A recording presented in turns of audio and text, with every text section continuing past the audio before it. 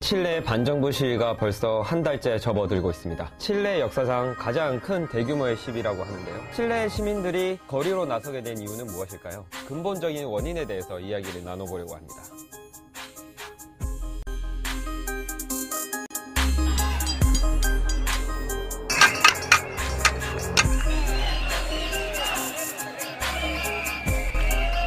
네, 소장님 안녕하세요. 간단하게 자기소개 한 번만 부탁드리겠습니다. 네, 안녕하세요. 저는 칠레 센트럴대학교 비교 한국학 연구소에 있는 김순배라고 합니다. 8년째 칠레에 살고 있습니다. 이번 같은 경우를 겪는 건 좀 처음이시죠? 네, 당연히 처음입니다. 칠레 역사상 민주화 이후에 이런 사회주의 위기는 처음이라고 하니까요. 반정부 시위가 어떻게 촉발이 됐고 지금 현재 어떤 상황인지 조금 말씀해 주셨으면 좋겠습니다. 잘 아시다시피 시위는 지하철 요금을 우리 돈으로 약 50원 정도 인상한 게 촉발이 됐는데요. 그 이후부터 이제 거의 3주가 넘었습니다. 그런데 아직 끝날 분위기가 아닙니다. 시위는 칠레 역사상 최대 규모였죠. 120만 명이 모였던 지난달 25일 시위로 고비는 넘겼지만 가격해지고 있습니다. 지하철이 저녁 8시에 아직도 운영이 중단되고 수십 개 지하철역이 정상 운영되지 않고 계약이 점거되는 등 혼란이 지속되고 있습니다.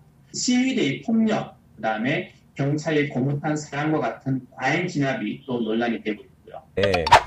사실 이 칠레라는 나라를 한국 사람들한테는 사실 그렇게 익숙하지는 않거든요. 한국인들이 칠레에 오면은 야 이렇게 잘 사는 줄 몰랐다 이렇게 놀라는 사람들이 많습니다. 1인당 GDP가 한 1만 5천 불 정도 되는데 아르헨티나가 1만 달러, 페루가 6,500달러, 볼리비아가 2,600불 이런 것들 비교하면 사실 훨씬 잘 살죠. 중남미엔 지하철이 없는 나라가 많은데 칠레는 7, 8, 9호선 개통 준비하고 있는 정도입니다. 잘 사는 나라고 치안도 되게 안정된 나라인데 시민들이 이번에 반정부 시위를 벌이는 주된 이유가 이제 불평등, 그러니까 양극화 때문이라고 하는데 어떻게 이런 나라에서 혁명이 일어나지 않지 하는 의문을 깨어르트만 사실 할 만큼 불평등이 참 심각합니다. 칠레는 OECD 36개국 가운데 멕시코와 소득의 불평등 1, 2위를 다투는데요. 상위 1%가 전체 자산의 약 25% 남짓을 갖고 있다고 합니다.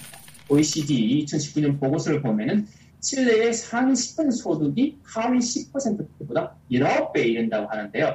한국은 9배 정도 된다고 하니까 한국보다 한 2배 정도 심각한 것이죠. 한국은 개천에서 용나던 시대가 저물고 있다고 했는데 칠레에서는 어찌 보면 오래전부터 아예 없었다 이렇게 말할 수도 있을 것 같습니다. 칠레를 신자유주의 천국이다 이렇게 얘기를 하는데요. 국가의 개입이 최소화된 상태에서 경쟁과 효율에 기반해서 사회가 작동하고 그 책임을 사실 개인한테 지우는 구조죠. 그래서 현재 불만을 표현하고 있는 연금이라든가 의료, 교육, 교통비료, 전기료 이런 공공 서비스가 사실 국가가 기본 권리로서 최대한 보장해야 되는 부분인데 반대로 불평등을 심화시킨 결과를 낳은 부분이 됐습니다.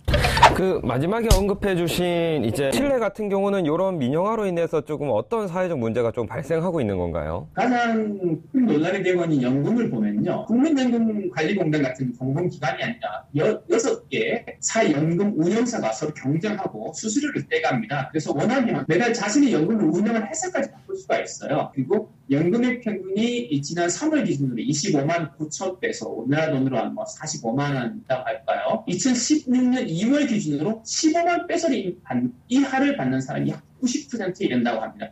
한국이랑 물가가 비슷하니까 상당히 힘든 거죠. 그 다음이 의료보험인데요. 약 14% 가입한 사보험이 이사프레가 있고 또 78% 정도가 가입한 공공보험 플러스라는 게 있습니다. 그리고 나머지 군인 의료보험이 있고요.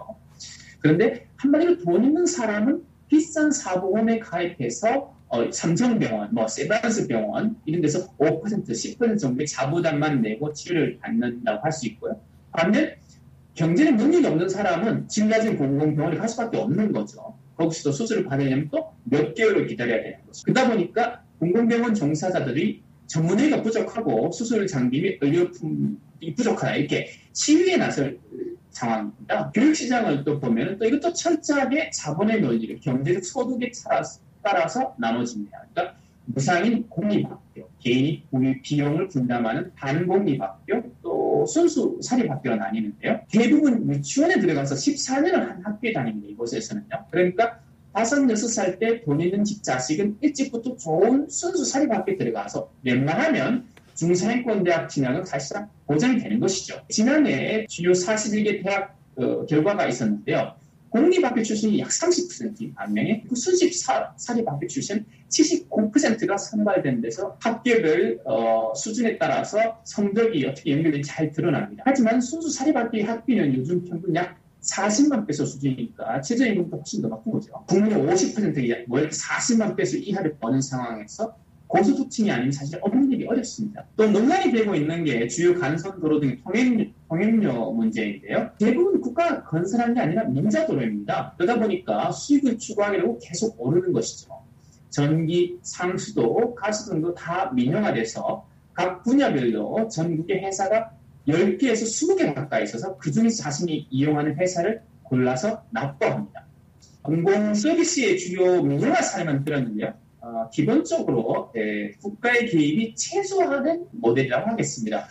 공공 서비스는 적자를 감수하면서도 국민들에게 기본권을 제공하고 또 과세를 통해서 구현하는 소득 재분배 기능이 있어야 되는데 이게 사실 되게 취약한 거죠. 어디서 사실 이런 게 시작이 됐냐라고 하면요. 정부 역할 최소화하는 모델은 73년에 아우구스트 피노체트 대통령이 쿠데타를 일으켜서 살바도르 알렌데의 사회주의 정권을 무너뜨리고 집권하죠. 그리고 나서 국립방산 민영화를 시작으로 해서 공공서비스조차 경쟁과 효율을 내세워 시장에 맡기기 시작합니다. 그런데 이게 중도좌파 연합이 민주화 이후에도 20년을 집권했지만 그 구조를 뜯어고치지 못했습니다. 그래서 지하철 요금 인상의 30배수가 아니라 문제는 30년이다라는 구호가 지금 나오고 있는 것이죠. 결국 1990년 피노체트의 독재가 끝난 이후에도 지속된 사회 모델에 대한 근본적인 의문을 제기하고 있다. 이렇게 얘기할 수 있겠습니다. 현재 사실 정부가 시위대의 폭력을 문제 삼고 있는데 시위대는 오히려 국가의 폭력을 대놓고 있습니다. 국가가 기본적인 서비스조차 시장에 맡기고 국민의 삶이 무너지도록 방치하고 있다.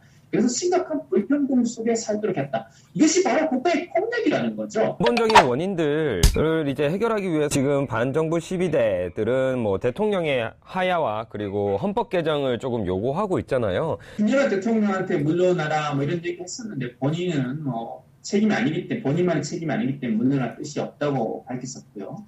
그런데 반면에 그 헌법 새로 제정하는 문제는 가능성이 좀 커지고 있는 것 같습니다. 국민들이 약 80%가 요구를 하고 있고 또 사회위기 지금 현 상황에서는 출구도 보이지 않고 있다 보니까 정부 쪽 부정적이다가 새로운 헌법 제정에 대한 필요한 절차를 밟겠다 이렇게 밝혔습니다.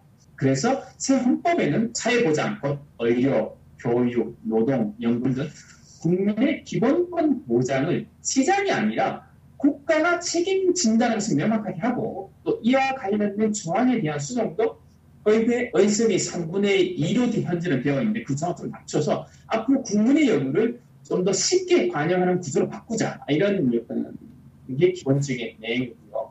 결국 새 헌법에는 국가 운영의 대원칙을 사실 담는 게 아니겠습니까? 그러다 보니까 그때가 갈구하는 새로운 사회 협약의 정신에 바탕한 사회 모델의 가치가 담기가 생각합니다. 네, 알겠습니다. 소장님, 이번 칠레 시위에 대해서 자세히 설명해 주셔서 고맙습니다. 인터뷰는 여기까지 하겠습니다. 네, 고맙습니다.